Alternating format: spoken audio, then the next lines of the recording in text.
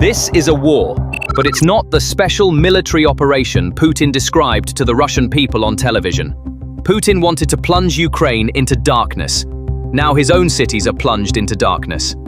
I think the Ukrainians have developed or refined their theory of victory by going after Russia's oil and gas infrastructure. November 2nd, 2025, midnight. The operation began like a firestorm. Southern and western Russia were shaken by a simultaneous wave of drone attacks. The peak of this chaos was experienced hundreds of kilometers to the south, at the port of Tuapse. What you see is the moment Putin's wallet is burning.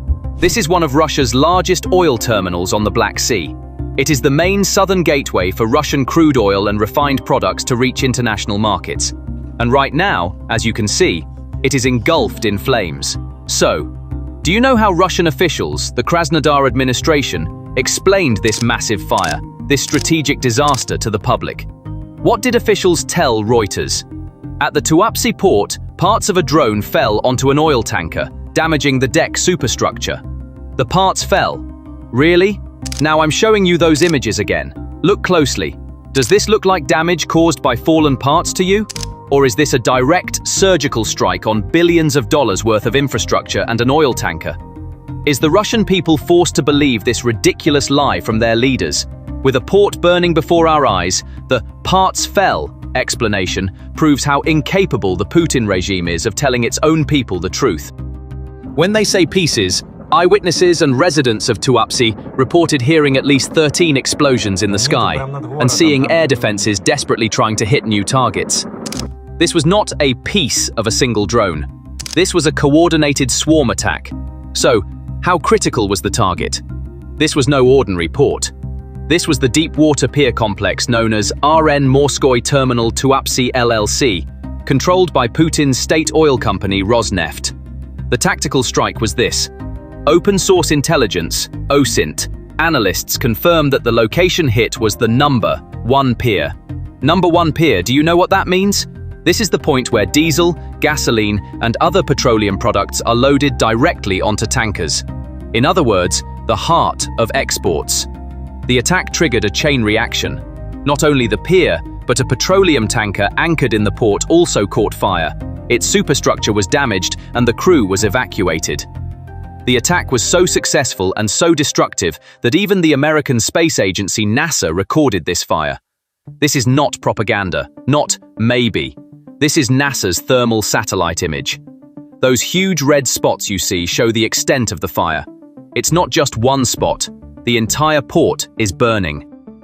A local Telegram channel analyzed this NASA data and reported that the fires were also at Piers 3 and 4, and that both a tanker and a terminal were burning. So, the Russian authorities' lie that parts fell, there is minor damage, is refuted by objective data coming directly from space. But this was not the only attack that night. This was only the brightest, most fiery part of the picture. While Tuapse was being hit, hundreds of kilometers to the north, in Russia's interior, other targets were also being hit. Look at the map. This is not a scattered attack. This is a coordinated attack designed to cripple Russia's energy infrastructure. What happened in different parts of Russia on the same night that Tuapse was burning? The first parallel attack took place in the city of Zheleznogorsk in the Kursk region. On the evening of November 1st, it was hit by drones. The target was a transformer station. The result? Part of the city was left completely without electricity. The second parallel attack took place in Alchevsk, Luhansk, which is under Russian control. So it's not just Russia.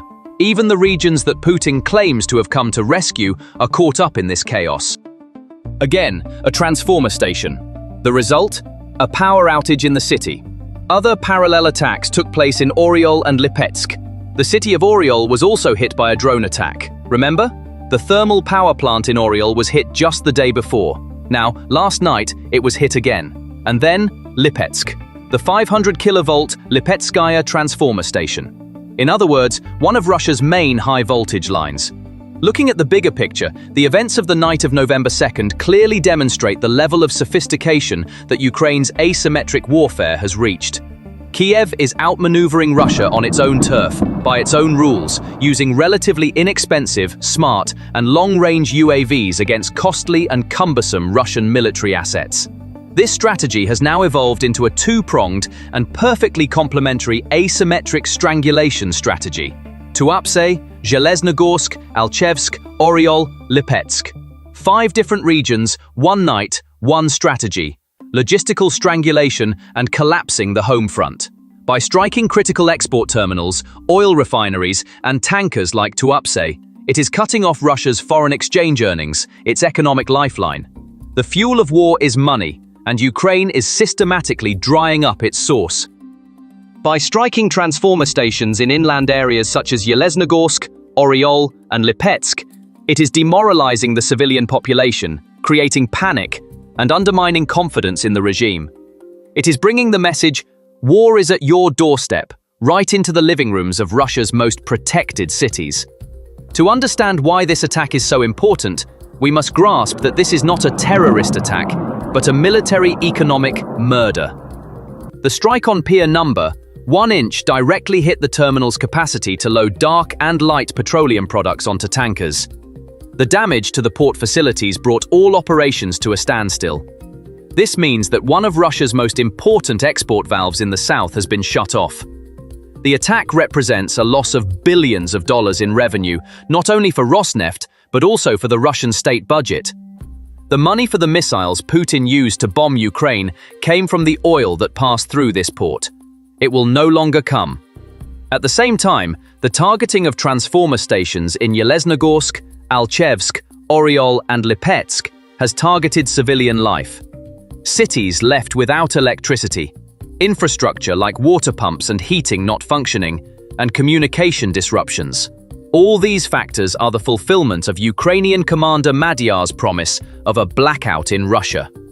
In other words, the nightmare Putin inflicted on the Ukrainian people is now coming back to haunt his own people.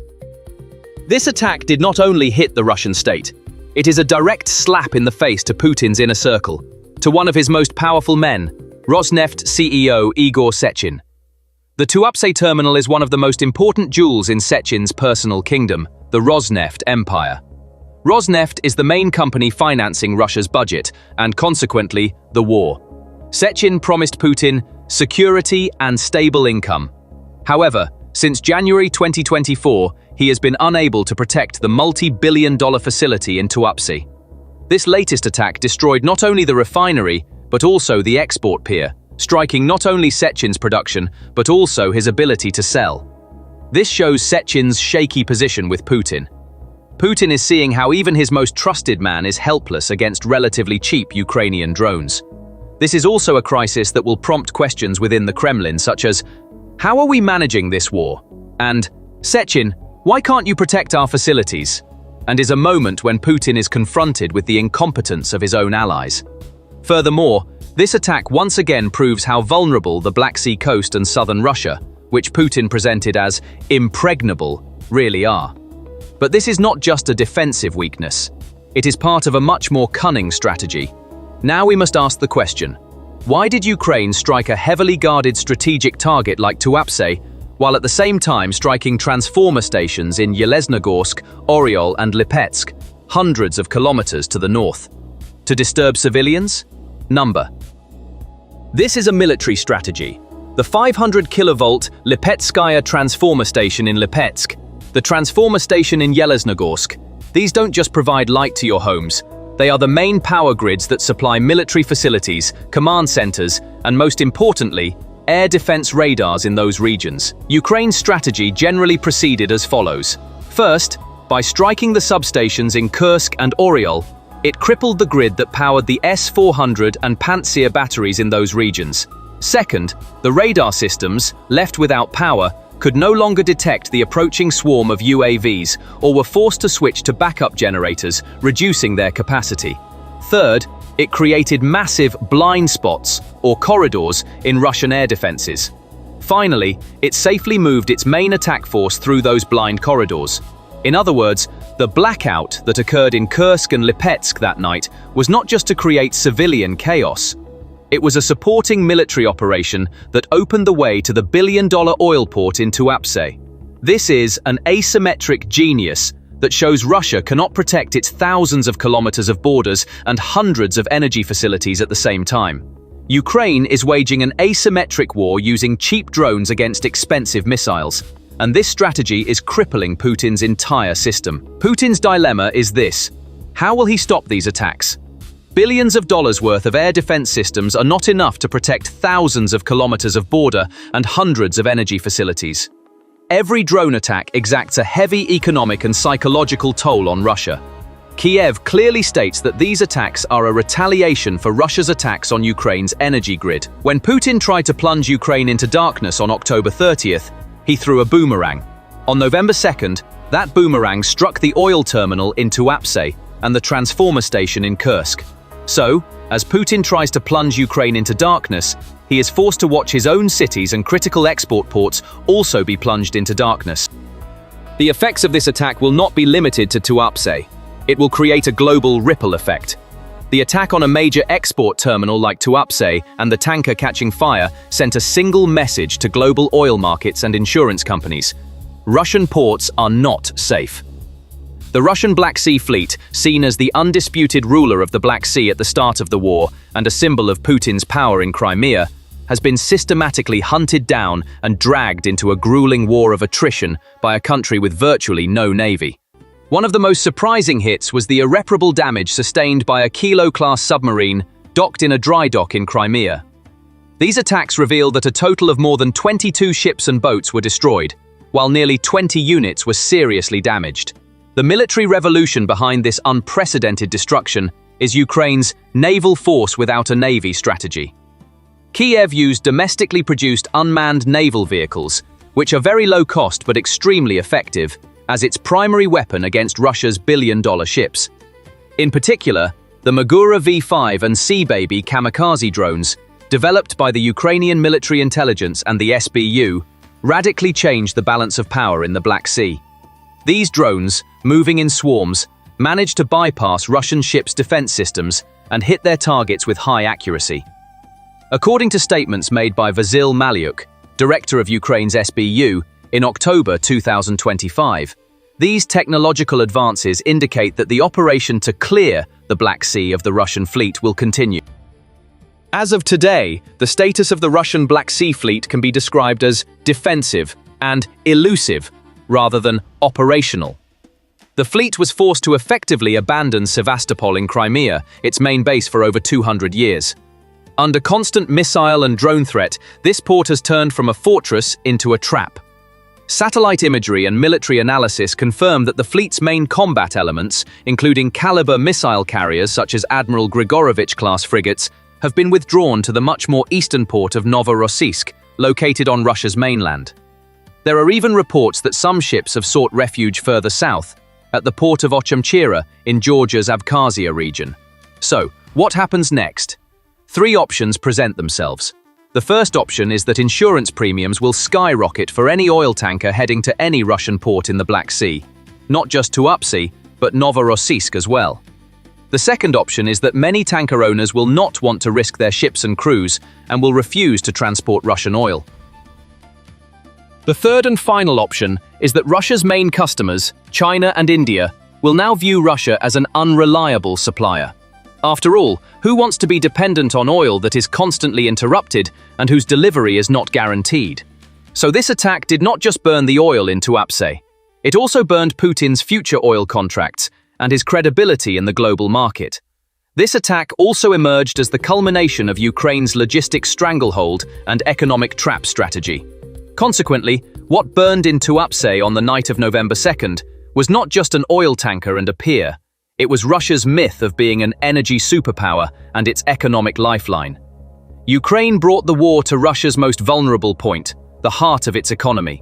The flames in Tuapse turned Rosneft's and Igor Sechin's billion-dollar export contract to ashes, while the darkness in Kursk and Oryol is making the Russian people pay the price of war directly.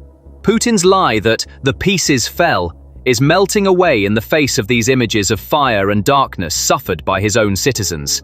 Putin's southern stronghold has fallen, the export gateway has been paralyzed, and Russia is now burning in its own ports with the fire of the war it started. So, what do you think about this? Please share your thoughts in the comments. To stay updated on new videos, please subscribe to our channel and don't forget to turn on notifications. Thank you for choosing us.